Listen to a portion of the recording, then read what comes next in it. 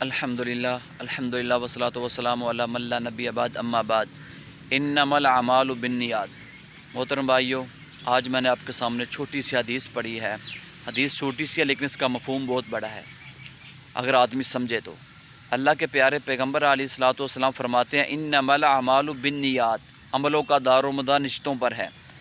بھائیو، ایسے سمجھیے آدمی کو نیکی کرتا ہے، چھوٹی سی نیکی کر رہتا ہے نا، چھوٹی سی، اس کو آدمی محسوس کرتا ہے کہ نیکی چھوٹی سی ہے، لیکن اس کی نیت کے اندر فطور نہیں ہے، صحیح نیت کے ساتھ خالصتاً اللہ کی رضا کے لیے وہ عمل کرتا ہے، وہ نیکی کرتا ہے، اللہ تعالیٰ اس نیکی کو پہاڑ جیسا بنا دیتے ہیں۔